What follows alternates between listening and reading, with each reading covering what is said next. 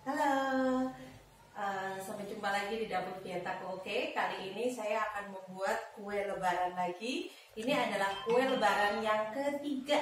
Nah, kemarin saya sudah membuat kue kacang, kue nastar, dan kali ini saya mau buat apa ya? Saya pakai kacang mede nih. Ada yang bisa tebak? Saya mau bikin apa? Yes, putri salju. Saya akan membuat putri salju kali ini. Tapi biasanya saya bikin adonannya adalah menggunakan mixer Vienta. Tapi kali ini saya akan coba menggunakan chopper food processor Vienta. Coba seperti apa ya nanti ya.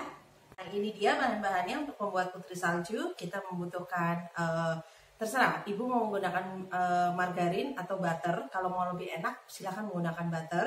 Kemudian kacang mede, dan kacang medenya harus disangrai. Tapi ingat, kalau mensangrai kacang mede, ini harus dengan api kecil dan terus diaduk ya. Kalau enggak, dia akan gosong. Atau dimasukin panggangan, tapi sebentar saja. Nah, terus ada keju cheddar, kemudian gula halus, dan juga terigu protein rendah. Untuk selengkapnya, deskripsi semua bahan-bahannya silahkan cek di kolom deskripsinya. Nah, ini kacang mede yang sudah saya sangrai, saya akan haluskan dengan menggunakan grinder food processor.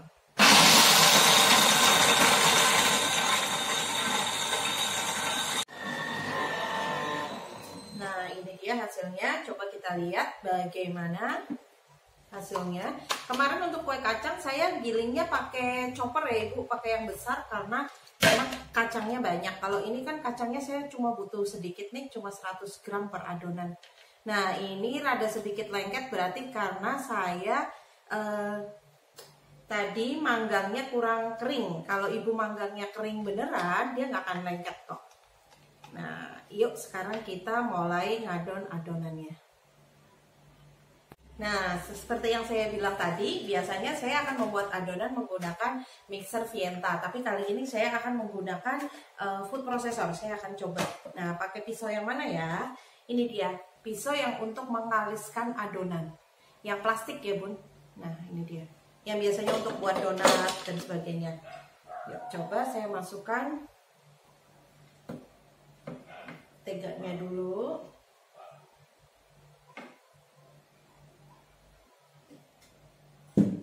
Sama gula halus,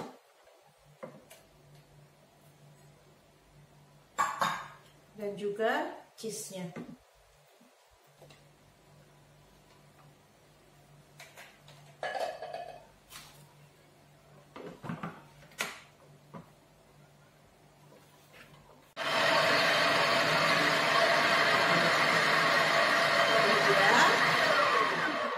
Sudah tercampur rata, yuk sekarang kita campurkan dengan adonan lainnya. Nah ini PR nih bersihinnya. Nanti tinggal disatuin semua adonan ya bun. Nah ini biasanya ada yang nyelip sedikit nih di dalam. Nah tadi untuk ngegilingnya, untuk nyampur, karena kue kering itu kayak nastar, putri salju, itu nggak perlu di mixer terlalu lama ya bun. Kalaupun misalnya pakai mixer juga sebentar aja, yang penting cuma tercampur saja karena bukan bolu ya. Kalau bolu baru mixernya sampai benar-benar mengembang. Kalau ini kan cuma menyampur saja. Nah ini kacang medenya masukkan, pastikan rata dulu biar semuanya kena kacang medenya, jadi nanti rasanya jauh lebih gurih. Sebetulnya ibu juga bisa menggunakan kacang tanah, tapi kalau menurut saya sih rasanya beda ya sama kacang mede. Tapi kalau mau coba menggunakan kacang tanah, monggo silakan. Tapi kalau lebih mau tanya yang lebih enak, pastinya dengan kacang mede jauh lebih enak dibandingkan dengan kacang tanah gitu. Nah ini terigunya kita campur. Nah ini sudah mulai tercampur rata, kayaknya sih sudah rata malahan. Nah ini saya coba ambil teksturnya seperti apa, saya sudah cuci tangan. Nah ini dia, jadi sudah bisa dibentuk ya ibu. Dan ini tadi sambil ngeratain, saya sudah ambil partner kesayangan saya, marmer saya. Mudah-mudahan saya bisa beli meja yang pakai marmer sekalian, atau kitchen set yang pakai marmer, jadinya nggak harus bongkar pasang seperti ini. Nah ini udah siap nih ibu untuk dibentuk. Yuk, gimana cara ngebentuknya? Nanti kita lihat. Nah, saya sudah ready dengan alat tempur saya. Saya butuh rolling pin dan juga cetakan putri saljunya. Sebetulnya saya butuh penggaris supaya tingginya si adonan ini tuh sama, tapi saya lupa terus mau beli. Nah, ini jadi bentuk saja dulu pakai rolling pin seperti ini.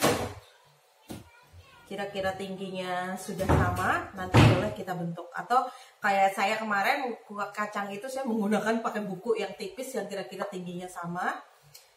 Saya pakai untuk mengukur ketebalannya. Nah, ini ketebalannya ini yang harus kita samakan nih Ibu gitu. Dan saya biasanya menggunakan alat cetakan ini.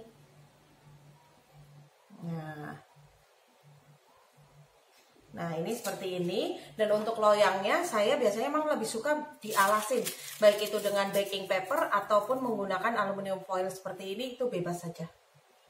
Nah, sudah tinggal ditata. Kita lakukan sampai dengan semuanya selesai. Nah, ini dia, ternyata satu adonan itu menjadi 4 loyang. Sekarang saatnya kita memanggang. Nah, ini dia putri saljunya sudah matang. Nah, selagi hangat. Nah, ini saya gunakan gula donat ya Ibu. Ini gula donat. Nah, gula donatnya saya masukin ke plastik. Tujuannya adalah karena ini biar kesannya seperti salju, kita masukkan. Saya pakai tangan saja nih. Panas sedikit. Nah, ini kita paling enak menggunakan plastik seperti ini. Sebisa mungkin dikocok di gulanya itu selagi hangat supaya dia lebih nempel. Nah, sudah seperti ini. Tinggal dikocok-kocok saja seperti ini.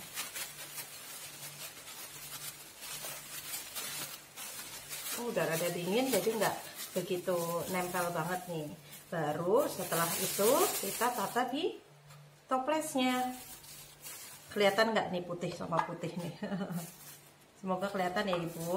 Nah, ini tinggal ditata semua di toplesnya seperti ini. Nanti terakhirnya setelah misal ini sudah satu susun seperti ini, sudah satu lapis bawah, nanti tinggal kita kasih tambahan lagi, ditaburkan gulanya. Ini gula halus yang untuk donat Ibu, yang mint.